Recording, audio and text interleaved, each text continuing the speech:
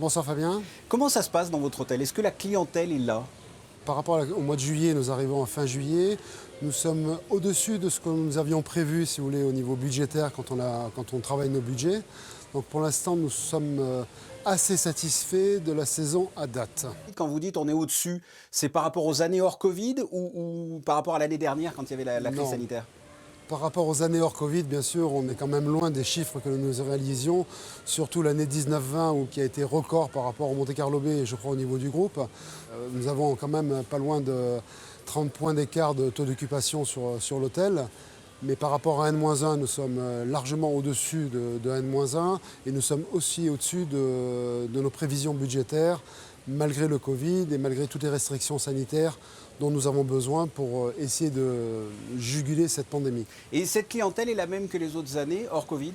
Ce qui nous manque, c'est la clientèle internationale, la clientèle américaine, la clientèle des pays du Moyen-Orient. Ce sont des clients aujourd'hui qui ne sont pas présents sur les lieux. On a un peu de clientèle russe avec la réouverture des vols depuis le 24 juillet entre la Russie et la France et avec l'aéroport Nice-Côte d'Azur, mais ce ne sont pas les volumes que nous avons connus par rapport aux années précédentes. Et c'est une clientèle quand même de luxe, haut de gamme, moyen de gamme. Comment pourriez définir cette clientèle? Non, c'est une clientèle haut de gamme parce que par rapport à nos prix de vente que nous avons, parce que nous ne soldons pas nos prix, nous avons des prix qui correspondent à la saison. Et ça, c'est un engagement fort. On ne veut pas brader nos hôtels, on n'est pas là pour brader notre produit, parce que le service donné est toujours là, que ce soit sur tous les départements, que ce soit en intérieur, en externe, donc les services sont là. Donc on ne brade pas nos prix et nous avons une clientèle de bon niveau.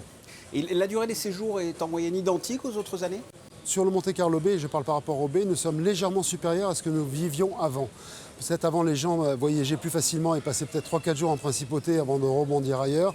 Là, on a des séjours qui sont allongés d'un jour, 1,2 pour être précis, quoi. Et qu'est-ce que cette crise sanitaire a changé dans l'organisation, dans le fonctionnement de l'hôtel? J'imagine qu'il doit y avoir des contraintes, des consignes sanitaires.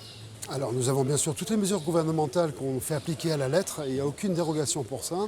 Et ce qui est obligatoire parce que vu la période dans laquelle on est, si nous ne montrons pas l'exemple nous, les clients, on a du mal à leur faire comprendre qu'ils doivent respecter les mesures. Alors les mesures, toutes les procédures de nettoyage, si vous voulez, sont plus longues que ce qu'on a vécu avant, même si on avait des procédures de nettoyage très strictes, là ça prend un peu plus de temps.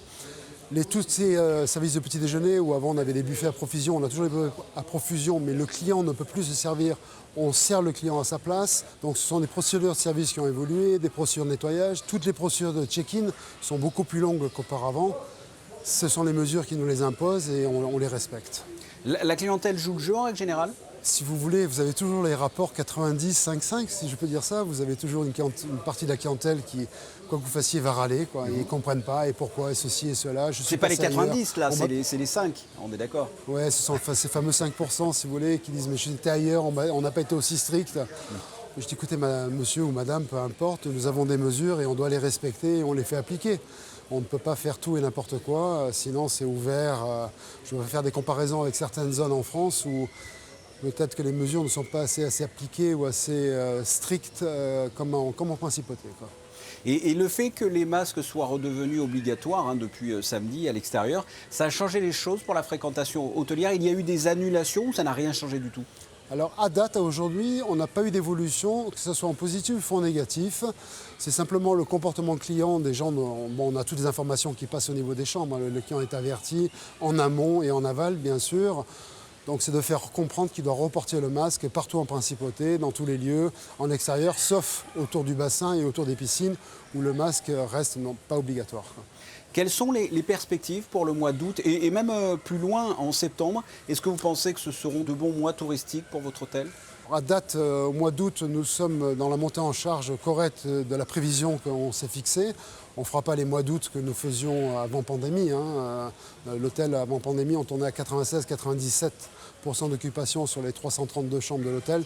Donc on ne sera pas à ces niveaux-là. Après, on tombe sur une clientèle septembre, encore une clientèle individuelle, et on tombe aussi sur ce qu'on appelle la clientèle MICE, tout ce qui est congrès et tout. Donc on est en train de voir les impacts, peut-être des reports de business par rapport à différentes contraintes de voyage. On aura des mois pas compliqués, mais des mois où il faudra qu'on soit vigilant en termes de gestion. C'était très clair, vous nous avez bien éclairé sur votre hôtel. Frédéric Darnay, merci. Merci Fabien, je vous souhaite une excellente soirée. Au revoir Fabien.